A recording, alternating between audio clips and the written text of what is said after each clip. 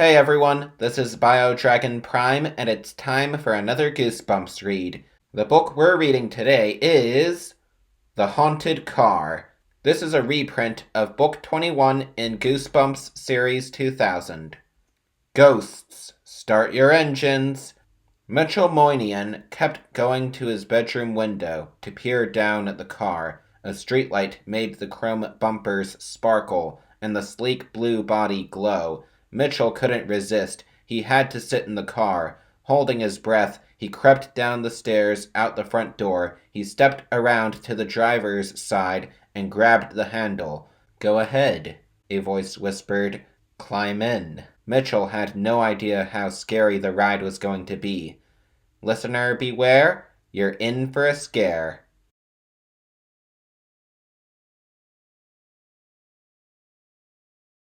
Chapter 1. I have a '57 Chevy Impala in my room. It's two-tone blue with red and silver flame detailing on the sides and fins.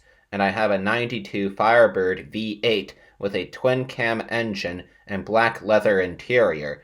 And I have an '83 Silver Camaro that I haven't finished putting together. Yes, they're models. I've filled the bookshelves along my bedroom wall with model cars that I've built. Dad says he's going to build shelves on the other wall to hold the new ones, but that would cover up my race car posters. I don't want to do that. I love my car posters. One of them is even signed by Mario Andretti. If you're not into cars, I'd better explain that he's a very famous race car driver. In fact, he's a legend. My name is Mitchell Moynihan. I'm 12 and I'm kind of a legend too. That's because I know more about cars than anybody in my school. Sometimes my friends Alan and Steve and I have a contest. We stand on the corner outside my car and see who can be the first to identify the cars that come by. I win every time. I can identify cars with my eyes closed. That's because I read stacks and stacks of car magazines, and when I'm not reading about cars or building models of cars, I like to draw cars. Know what I dream about at night? That's right, I dream that I'm driving cars. Anyway, I guess my story starts on a peaceful Saturday afternoon. It had rained all morning, and a few raindrops, blown by the wind, still tapped against my bedroom window. I didn't care. I liked the sound of rain when I'm inside working on a model. I leaned over my work table, studying the diagrams for the silver Camaro. It was pretty complicated. There were a million pieces to this one. I mean, you don't just glue slot A to tab B and call it a Camaro. I had the chassis build, and I was carefully fitting together fiberglass parts to the body when my brother Todd came bursting into the room, screaming his head off. Hey! I jumped and cracked a fender. The fiberglass split in my fist. You jerk! I screamed. Look what you made me do!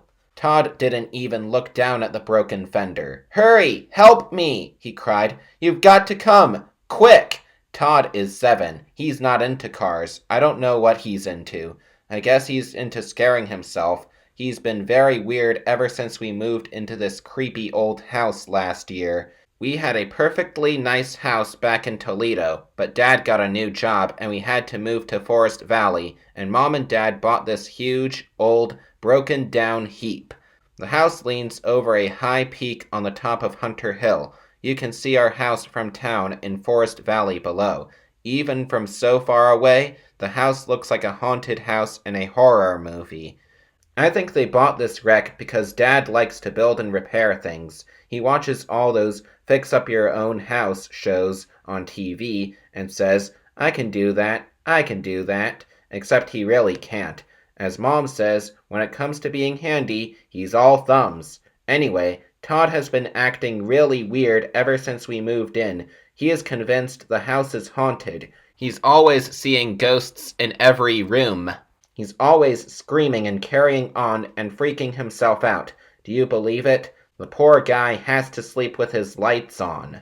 And now he stood trembling in my doorway, motioning frantically with both hands for me to follow him. He's so skinny and blonde and pink, I had to laugh. The way he was twitching and shaking, he looked like a frightened bunny rabbit. Mitchell, hurry! Please, he cried. There's a ghost in my room. Not again, I groaned. I dropped the broken fiberglass fender to the table and glared at my brother. Todd, your brain is haunted. How many times do I have to tell you? There's no ghost in this house. Please, he pleaded. Have you been reading those scary books again? I asked. You know you're too young for them. No, really, I'm not making it up this time, he insisted. He turned and gazed down the hall, quivering all over. It's down there.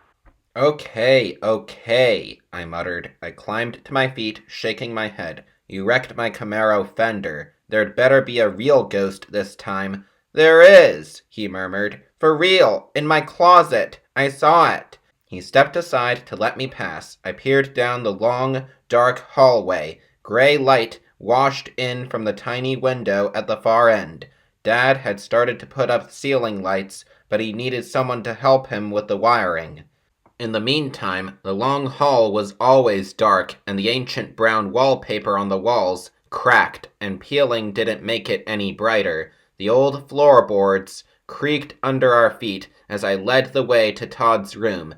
A ghost in my closet, Todd whispered. I'm not making it up. He stayed behind me, one hand clinging to the back of my shirt. I glanced over my shoulder. His bunny face twitched, blue eyes wide with fright. Todd always was the weird one in the Moynihan family. He doesn't even look like us. Mom, Dad, and I are all tall and dark with brown eyes and brown hair. I stopped at the doorway and peered into Todd's room. Gloomy gray light washed over the room from the rain-spotted window. Do you see it? Do you see it? Todd eagerly whispered behind me, his fist still clinging to my shirt. Of course not, I started, but then my eyes moved to Todd's half-open closet door, and I saw the ghostly figure floating inside the closet.